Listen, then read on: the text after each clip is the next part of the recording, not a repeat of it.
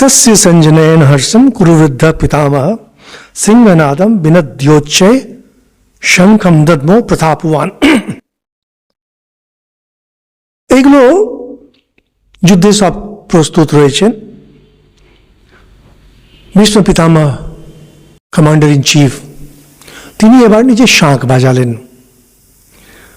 এতক্ষণ কথা হচ্ছিল একটার পর একটা যে যোদ্ধাদের কথা, সেখান থেকে এবার এসে যাচ্ছে শাঁখের কথা। এখনকার যে যুদ্ধ সেখানে দেখবেন নানা রকমের ড্রামস, বাগলস এগুলো থাকে। আগেকার দিনে বাগলস ছিল না, শাঁখ বাজাতেন। আর বিভিন্ন যোদ্ধা তাদের যে শাঁখ সেটা দিয়ে তার সৈনিকরা বুঝতে পারতেন যে আমার সেনাপতি বাজাচ্ছেন, আর শাঁখ দেখে মোটামুটি বুঝতে পারতেন যুদ্ধ এখন কি অবস্থায় আছে। ভীষ্ম পিতামহ শাঁখ বাজালেন যাতে সেই শাঁখ শুনে দুর্যোধনের মনে আনন্দে ভরে গেল মনটা, যে হ্যাঁ যুদ্ধের এবার প্রস্তুতি। আর দুর্যোধন ভেবেই রেখেছেন তিনি জিতবেন, তার সেনা বেশি, তার যোদ্ধাগুলো অনেক ভালো। এরপর থেকে যে বর্ণনাগুলো সেই শাঁখের, তথা শঙ্খাশ্চ ভৈর্যশ্চ প্রণবানক গোমুখা সসেবাভ্য হন্যন্ত স শব্দস্তুমূলো ভবৎ। নানা রকমের যে বাদ্যযন্ত্রগুলো রয়েছে যাতে যোদ্ধারা উৎসাহ পান, তাতে বিভিন্ন রকমের ঢোলকগুলো রয়েছে, বড় বড় ঢাক রয়েছে, আর বিভিন্ন রকমের শাঁখ, ভেরি এগুলো সব বাজাতে শুরু করেছেন। আর তথা শ্বেতের হৈর্যুক্তে महति स्यन्दने स्थितो माधव पांडवश्चैव दिव्यो शंखो प्रदद्मतु। অর্জুন যে রথে বসে আছেন তার ঘোড়াগুলো সাদা রঙের, শ্রীকৃষ্ণ বসে আছেন সারথী রূপে, তারাও দুজন নিজে নিজে শাঁখ বাজালেন। আর তার সঙ্গে বলছেন পাঞ্চজন্যম ঋষিকেশ দেবদত্তম ধনঞ্জয়। এগুলোতে কিছু নেই সেরকম বর্ণনাকালী। ভগবান কৃষ্ণের শাঁখের নাম পাঞ্চজন্য, অর্জুনের শাঁখের নাম দেবদত্ত। পৌন্ড্রম দদ্মো মহাশঙ্কম ভীমকর্মা বৃকোদরা। আর ভীম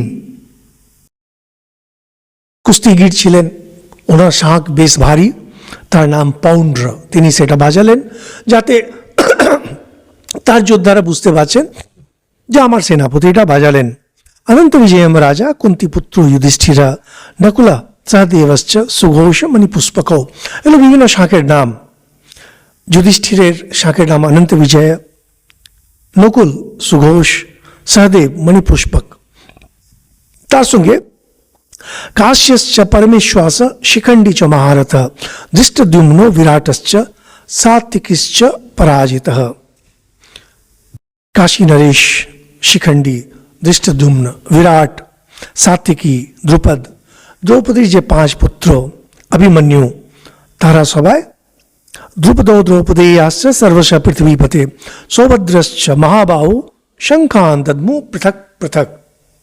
17-18 নম্বর শ্লোক। এখানে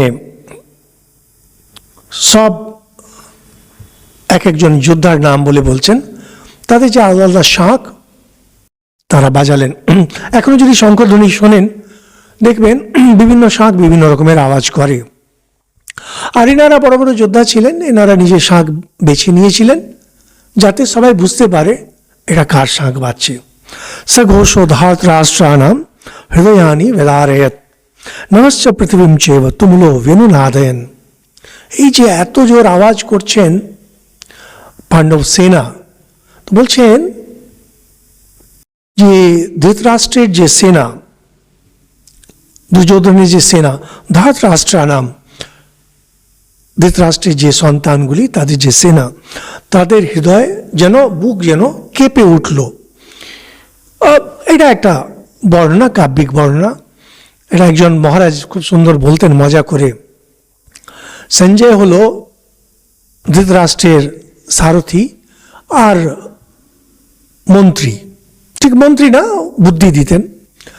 এবং তিনি যখন বর্ণনা করছেন তার পক্ষে বলা যে হে রাজা আপনার সন্তানগুলো কেঁপে উঠল, এটা কেমন একটা বিশ্বাস হয় না। তবে এগুলো কাব্য কি না, একটা সুন্দরভাবে বর্ণনা করছেন। अथ व्यवस्थितान दृष्ट्वा धातराष्ट्रान कपिध्वज प्रवृत्ते शस्त्र संपाते धनुरुद्यम्य पांडव ऋषिकेशम तदा वाक्यम इदम आह महीपते। हे राजा धृतराष्ट्रকে বলছেন, অর্জুন যিনি হলেন কপিধ্বজ, যেমন শাঁখ ছিল তার সঙ্গে পতাকা থাকতো। অর্জুনের যে রথ, তার পতাকার উপরে একটা বানরের ছবি। যখন বনবাসে ছিলেন তখন মহাবীর হনুমানের সঙ্গে ভীমের দেখা হয়েছিল, আর তিনি বলেছিলেন আমি তোমাদের সঙ্গে থাকব। সেটা পতাকা রূপে ছিল। পরে পরে কাহিনীতে আছে মহাবীর হনুমান নাকি বসে থাকতেন। এগুলো গল্পতে বাড়তে থাকে। শ্রীকৃষ্ণ দেখলেন কিভাবে সেনা তৈরি, সবারই হাতে অস্ত্র। ঋষিকেশম তথা বাক্যম ইদম আহ মহিপতে। অর্জুন বলছেন কি, সেনয়োর উভয়োর মধ্যে রথম স্থাপয় মেচ্যুত यावदेतान निरीक्षेहम योद्धु कामान अवस्थितान कैर्मया स योद्धव्यम अस्मिन रण समुद्यमे। অর্জুন বলছেন, হে কৃষ্ণ, যুদ্ধ শুরু করার আগে একটু ভালো করে দেখে নি কারা কারা এই যুদ্ধ করতে চাইছেন, কাদের সঙ্গে আমাকে যুদ্ধ করতে হবে। যারা নাম করা বক্তা যখন একটা বড় স্পিচ দিতে যান, যেখানে অনেক লোকজন আছেন, বক্তা একবার চেয়ে তাকান যে শ্রোতা যারা আছে কারা আছে, কাদের সামনে আমাকে বলতে হবে। একজন মহারাজ ছিলেন, খুব ভালো বক্তা। তিনি বলতেন যে একবার অডিয়েন্সকে দেখে নি, তারপরে ঠিক করি কীরকম কথা বলবো। হয়তো প্রস্তুতি করে এসেছেন, বড়দের যেন বলবেন, তবে দেখলেন বাচ্চারা আছে, একটু উনি পাল্টে নেন। योत्स्यमानान अवेक्षेहम या इत्यत्र समागता धातराष्ट्रस्य दुर्बुद्धिर युद्धे प्रिय चिकित्सवः। দুর্যোধন যে দুর্বুদ্ধি দুর্মতি, এর পক্ষে কারা দাঁড়িয়ে আছেন, এর জন্য কারা নিজের প্রাণ দিতে চাইছেন, কারা যুদ্ধ করতে চাইছেন, একটু ভালো করে দেখি তো। অনেক সময় এগুলো হয়, ঝগড়াঝাঁটি যখন একটু বলে দেখি তো তোমার মুখটি, তোমার সাহসটি দেখি, একটু দেখি তো কারা যুদ্ধ করতে চাইছে। অর্জুন সবই জানেন কে কে যুদ্ধ করবে, তাহলে একবার একবার দেখে নিতে চাইছেন। এটা হয় যুদ্ধ আদি যখন হতো আগেকার দিনে সামনাসামনি, এখন তো অনেক দূর থেকে হয়, এরোপ্লেন গিয়ে বম্ব করে দিয়ে আসে। বলছেন একবার দেখতেন কিভাবে ওরা দাঁড়িয়ে আছে, ভিউ রচনা কেমন হয়েছে, তো বলছেন একটু দেখব। एवं मुक्तो ऋषिकेशो गुडाकेशेन भारत सेनयोरुभयोर मध्ये स्थापयित्वा रथोत्तमम् भीष्मद्रोण प्रमुक्त सर्वेषां च महीक्षिताम् उवाच पार्थ पश्येतान् समवेतान् कुरुनिति। সঞ্জয় বলছেন, এটা সঞ্জয় উবাচ।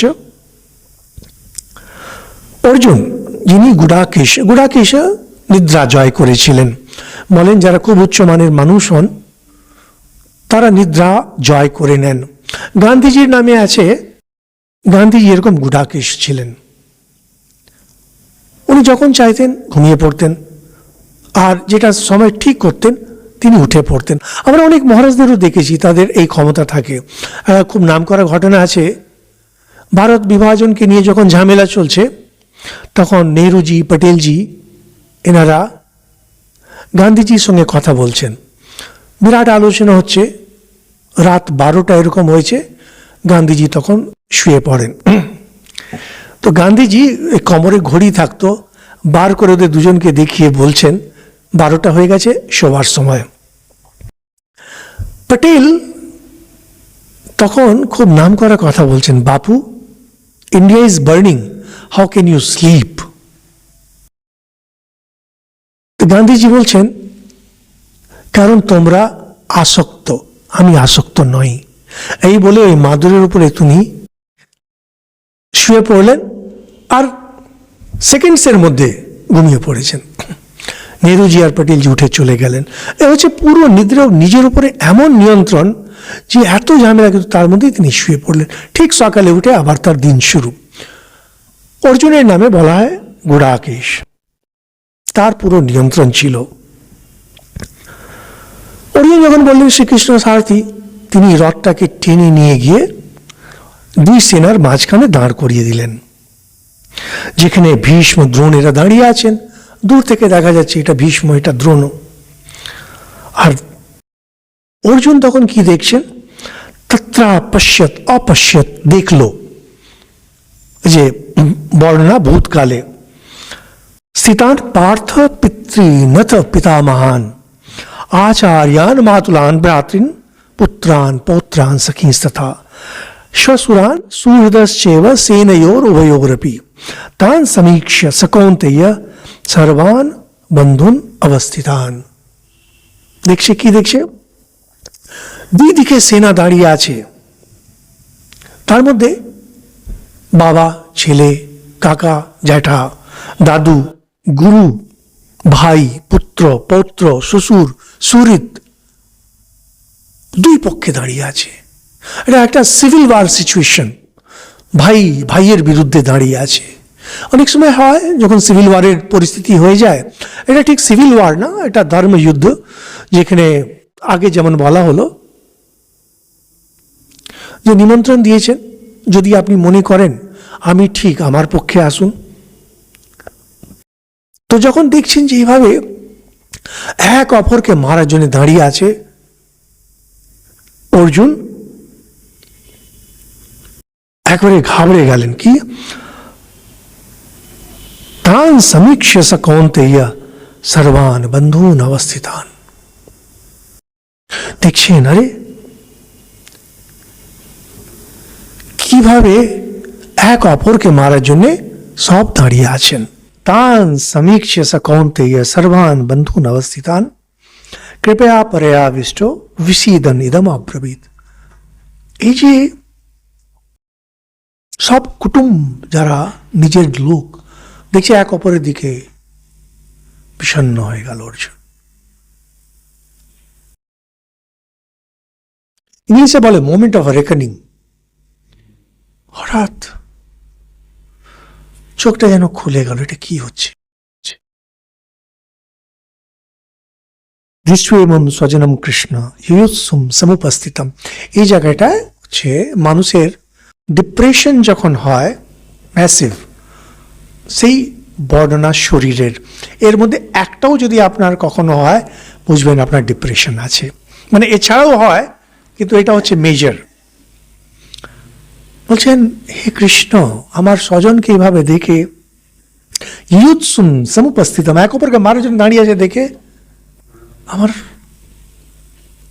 আমার কি হচ্ছে দেখুন। सीदन्ति मम गात्राणि মুখম চ পরিশুষ্যতি।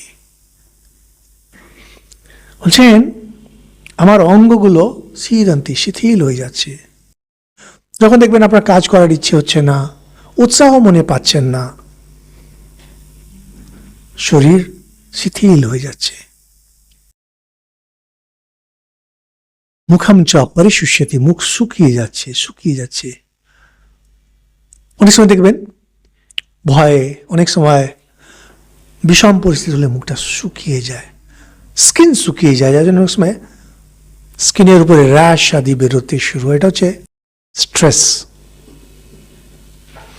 বেপতুশ্চ শরীরে মে রোম হর্ষশ্চ জায়তে, শরীর থেকে প্রচুর ঘাম বেরোচ্ছে।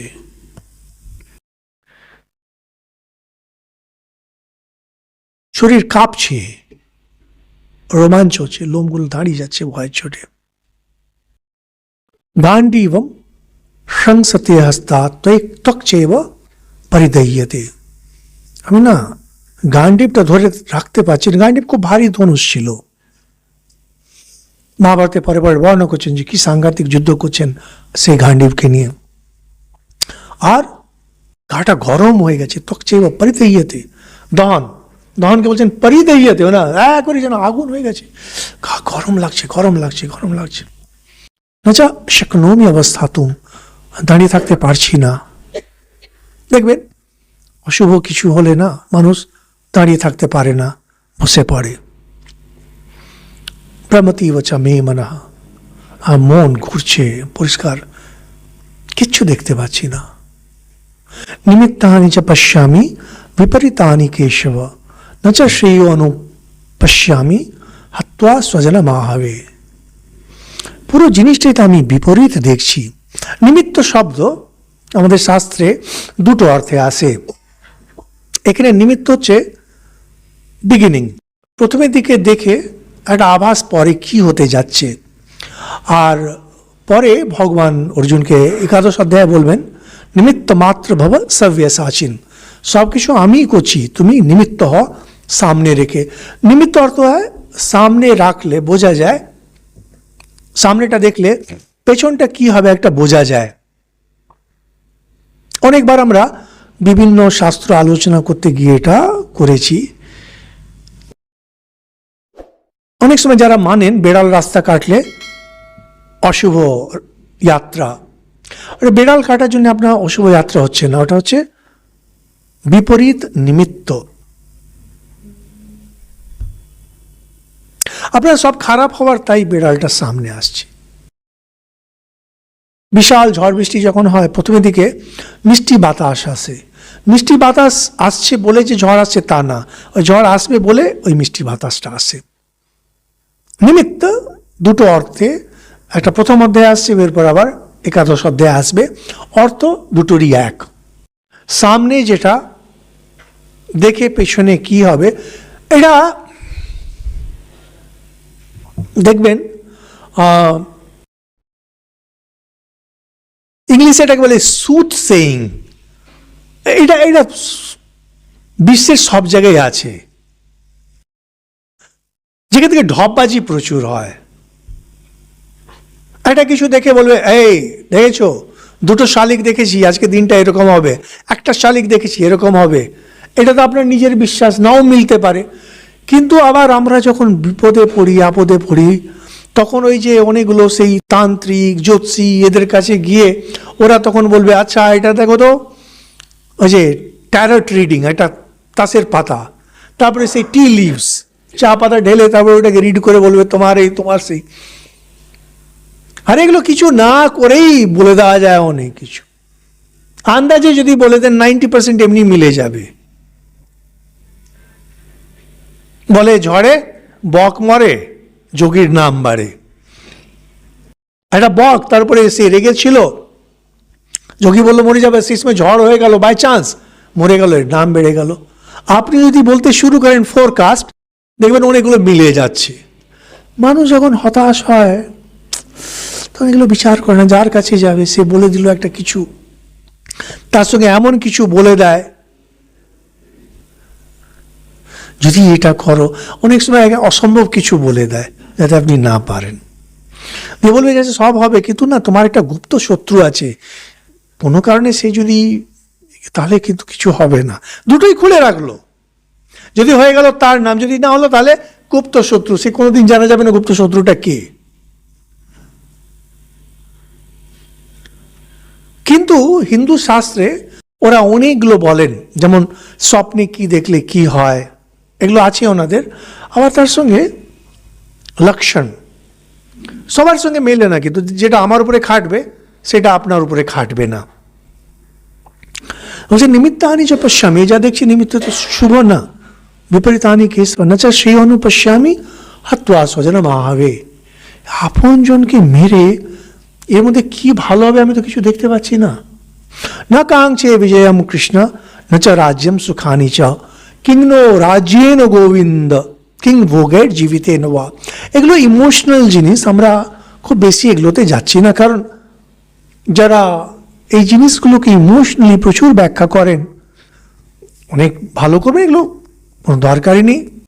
আমরা বুঝতেই পারি যখন আমরা ডিপ্রেসড হয়ে যাই, হতাশ হয়ে যাই, কিভাবে তখন ভাবি।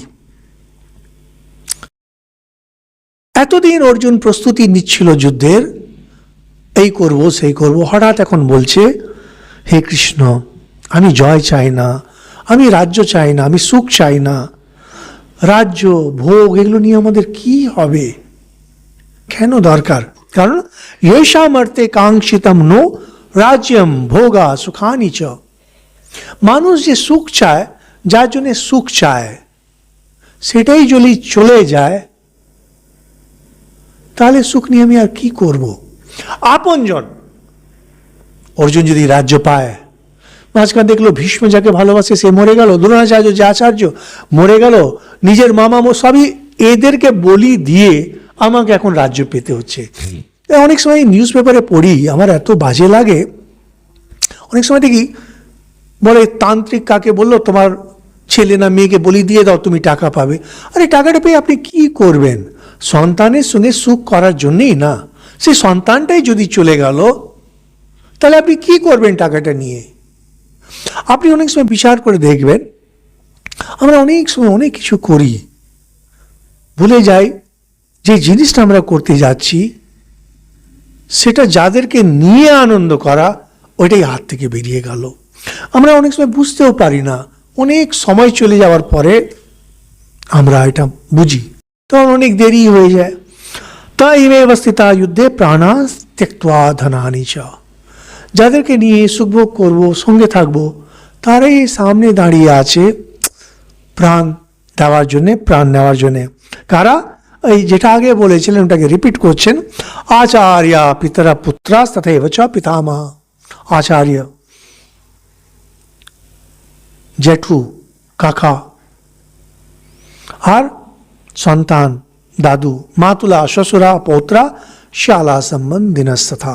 মামা, শ্বশুর, নাতি, শালা, সম্বন্ধী সব। এতান হন্তমিচ্ছামি গ্রন্থোপি মধুসূদনা। হে মধুসূদন, হে কৃষ্ণ, এদেরকে আমি কোনো মতেই মারতে পারবো না। अपि त्रैलोक्य राजस्य हेतो किन्नु मयि कृते। যদি তিনটে স্বর্গ, মর্ত্য, পাতাল, তিনটে রাজ্য যদি আমাকে দিয়ে দেওয়া হয়, তাতেও আমি আপনজনকে মারতে পারবো না।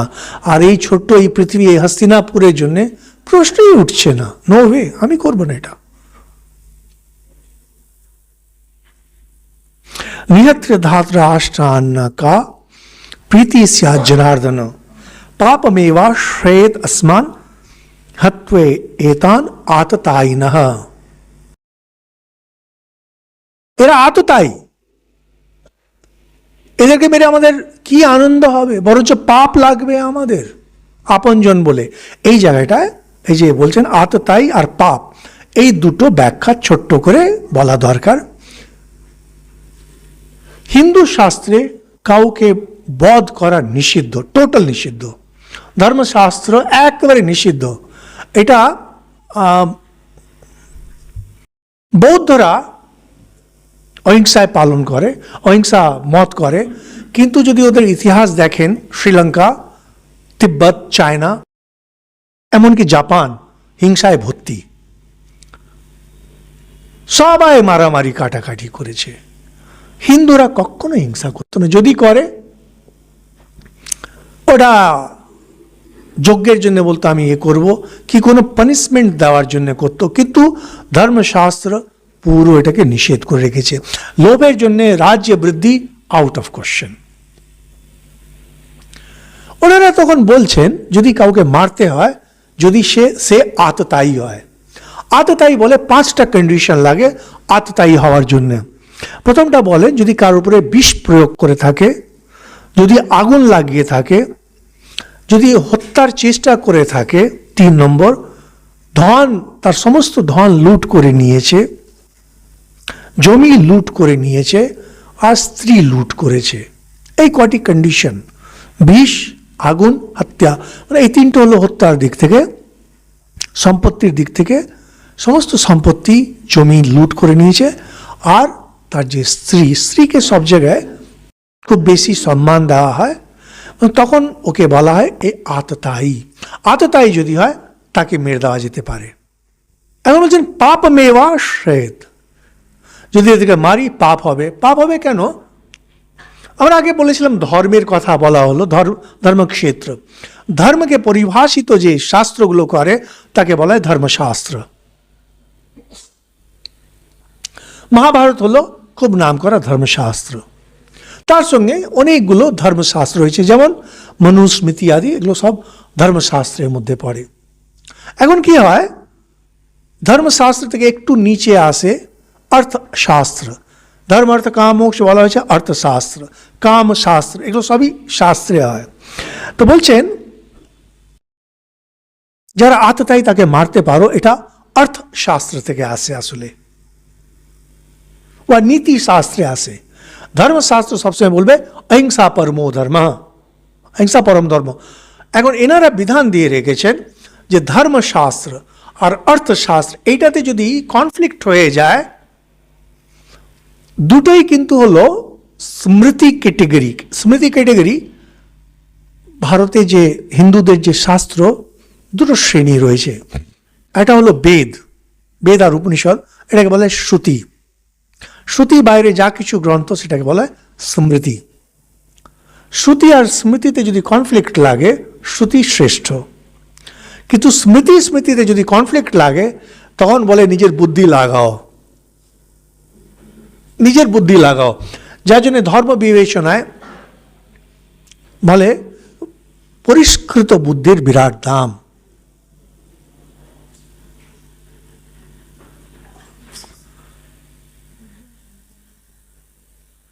অর্জুন এই ধর্মশাস্ত্র আর অর্থশাস্ত্র এই কনফ্লিক্টটাকে এই জায়গাটায় নিয়ে এসেছেন। ধর্মশাস্ত্র বলছে অহিংসা, অর্থশাস্ত্র বলছে মারো। এই দুটোর যে লড়াই লেগে গেছে, এখন এবার নিজে বুদ্ধি লাগাচ্ছে। বুদ্ধি লাগিয়ে বলছে আমাদের এটা করা ঠিক না।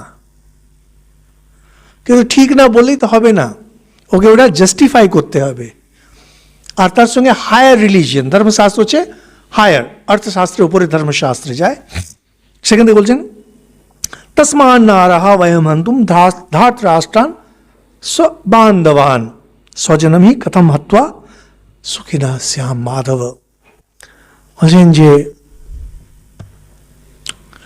যতই হোক দুর্যোধন আদি, এটা আমাদের আপনজন, কুটুম্ব, একে মেরে আমরা কি করে সুখী থাকতে পারি? यद्यप्येतेन पश्यन्ति लोभोपहत चेतसा कुलक्षय कृतम दोषम मित्रद्रोहे च पातकम।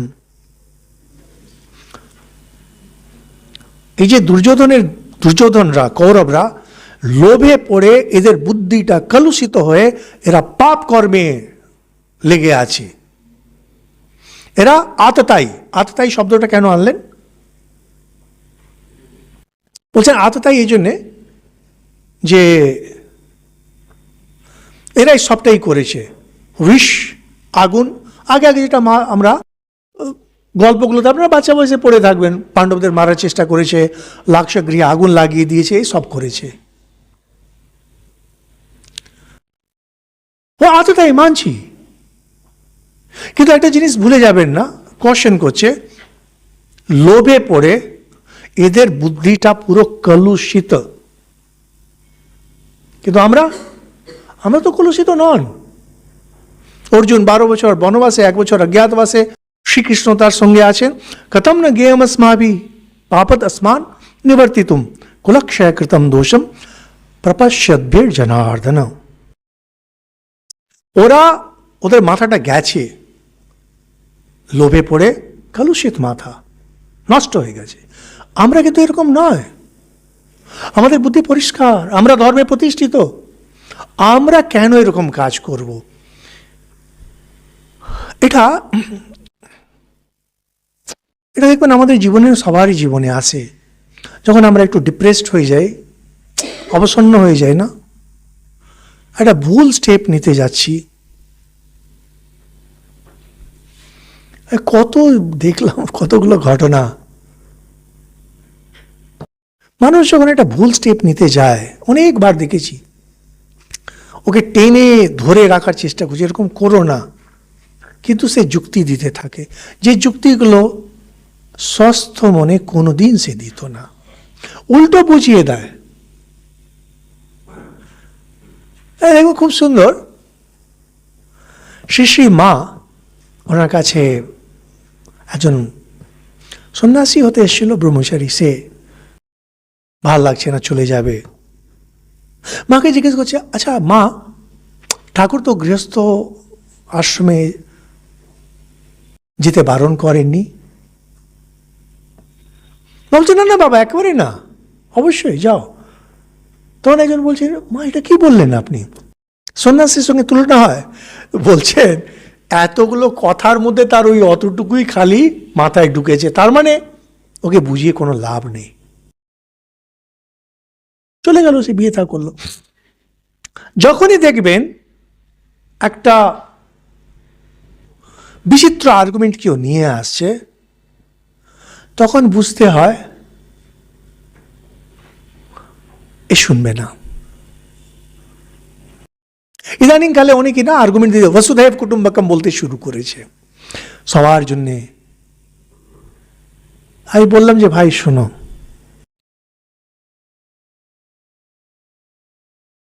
তোমার নিজের আপন ভাই সে যদি বাইরে থাকে, সে যদি তোমার বাড়িতে এসে থাকতে চায়, তুমি তাকে থাকতে দিতে পারো, নাও থাকতে দিতে পারো, তোমার খুশি। এখন তোমার পাড়া প্রতিবেশী সে যদি এসে থাকতে চায়, তুমি তাকে অনুমতি দিতেও পারো, নাও দিতে পারো। কিন্তু তুমি যদি ভাইয়ের ওপরে পাড়া প্রতিবেশীকে যদি তুমি বেশি দাম দাও, বলো বসুধৈব কুটুম্বকম, এটা কেমন, এটা যুক্তিসঙ্গত দেখাচ্ছে কি? কিন্তু মাথায় ঢুকে গেছে, আর ওকে সরানো যাবে না। যখনই দেখবেন যে কোনো মানুষ যদি এমন একটা তর্ক নিয়ে আসে যেটা fully illogical or out of context, worse সে নিজে যখন নর্মাল থাকতো যদি, তাহলে এই যুক্তিটা নিত না, তাহলে বুঝবেন একে আর বোঝানো যাবে না, ওর সঙ্গে তর্ক করা বেকার, ছেড়ে দিন। কিছু বছর পরে যদি বোঝে, কিছু জন্ম পরে যদি বোঝে, আপনি আর কিছু করতে পারবেন না। অর্জুন এটাই করেছেন, যার জন্য পরে শ্রীকৃষ্ণ যখন বলতে শুরু করবেন তো শুনে তিনি অবাক, তিনি এটাই বলবেন।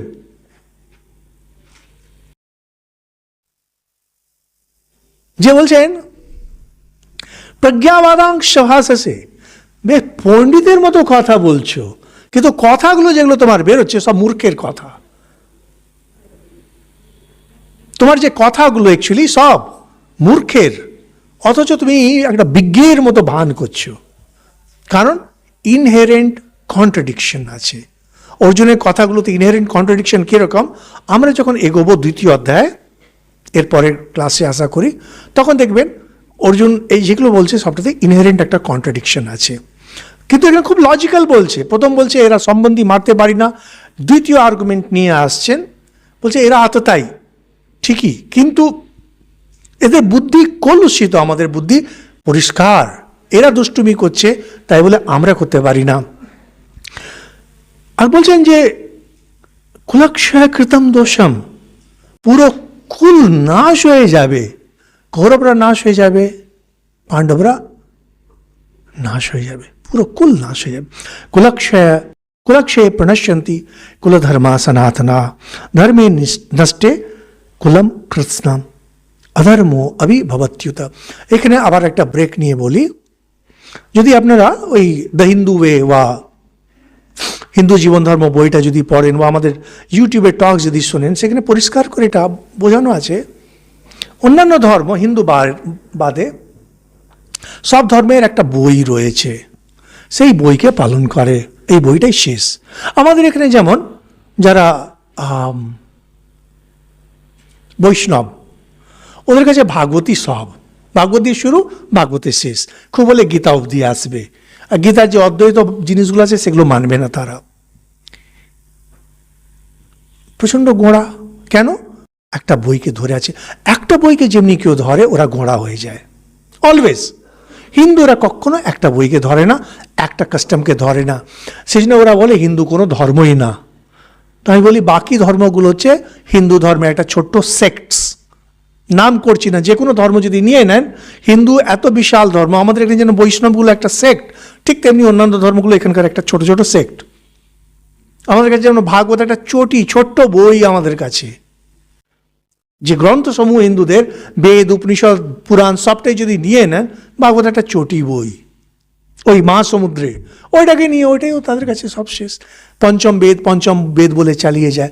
ঠিক তেমনি অন্যান্য ধর্মের ওই চটি বই একটা, ওটা হিন্দু ধর্মের কোন গ্রন্থে গিয়ে মিশে যাবে বোঝাও যাবে না। হিন্দুরা সেই জন্য এগুলো নিয়ে ঝামেলা করেন। এনারা বলেন এনাদের যে ধর্ম, প্রথম যেটা শুরু হয় কুলধর্ম, খুব ইম্পর্টেন্ট। এটা যদি না বোঝা হয় গীতার অনেকগুলো কনসেপ্টস পরে বুঝতে পারবে না। ফার্স্ট হচ্ছে কুলধর্ম। আপনার বাড়িতে যে ট্র্যাডিশনস চলে এটাকে পুরো সম্মান দেওয়া হয়। এই জন্য অনেক সময় বলে হিন্দু ধর্ম কোনো ধর্মই না। না, আমার বংশের পরম্পরা। এই বংশটা কোথায় থেকে আসে? গোত্র থেকে। গোত্র, প্রত্যেক হিন্দুর গোত্র থাকে। হিন্দু মাত্রই গোত্র থাকবেই। আর যাদের গোত্র থাকে না, যাদের নতুন আনা হয়েছে, তাকে কাশ্যপ গোত্র দিয়ে দেওয়া হয়। না হলে যে গুরুর কাছে দীক্ষিত হলো, গুরুর গোত্রটা নিয়ে নেয়।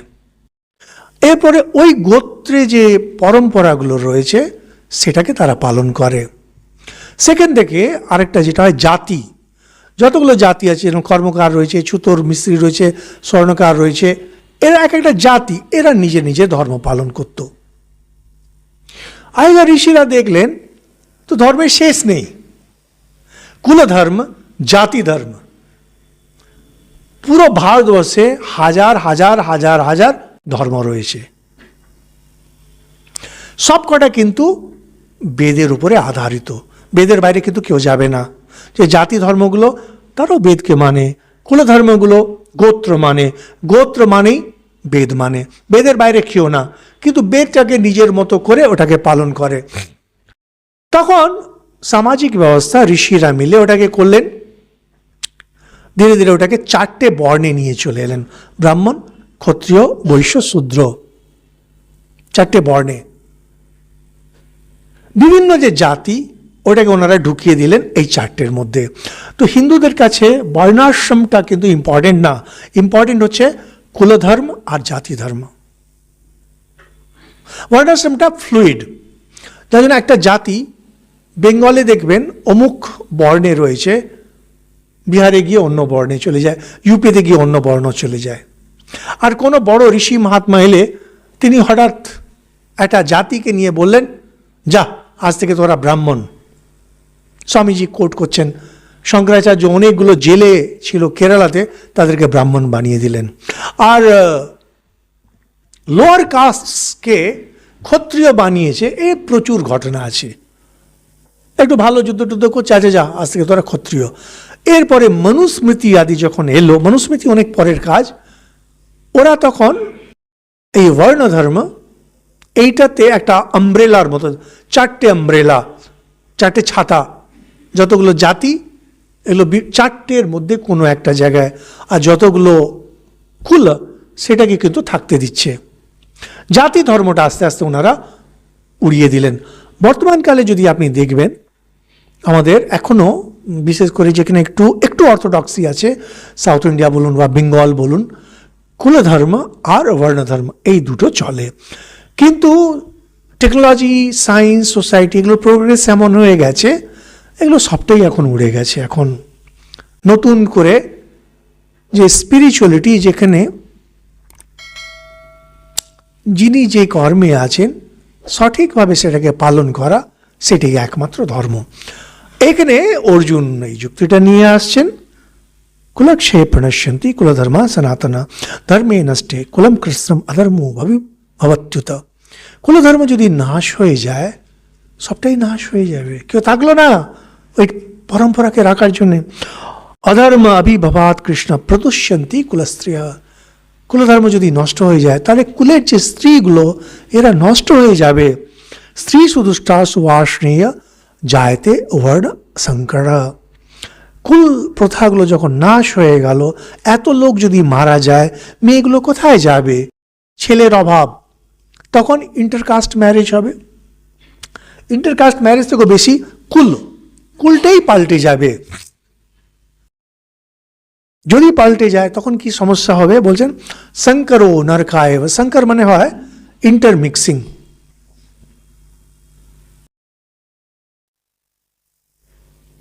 শঙ্করো নরকায় কুলগ্নানাম কুলস্য চ। হিন্দুদের মূল ধর্ম যে বেদ থেকে যেটা আসে মীমাংসাতে, সেখানে বলেন মৃত্যুর পরে জীবাত্মা দেহকে ছেড়ে চলে যায়, যেমন কর্ম করেছে সেরকম লোকে যায়। তাদের জন্যে শ্রাদ্ধ কর্ম করা হয়, পিণ্ডদান করা হয়। তো বলেন যে শ্রাদ্ধ কর্ম পিণ্ডদান তার যে ভেতরের সার অংশ সেটা সেই পিতৃগণ পান।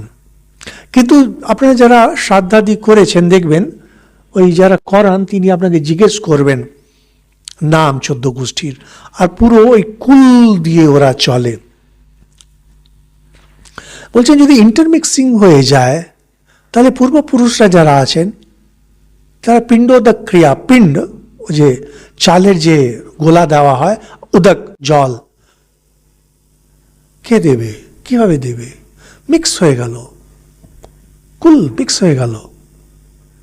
অর্জুন শ্রীকৃষ্ণকেই এখন উপদেশ দিচ্ছেন, আমার ঠিক এটাই হয়। যখন আমরা ডিপ্রেসড হয়ে যাই, শুধু আমরা না, যারা আমাদের বোঝাতে আসে তাকেও আমরা উপদেশ দিতে শুরু করি। পতন্তি পিতরো ইয়েষাম লুপ্ত পিণ্ডোদক ক্রিয়া।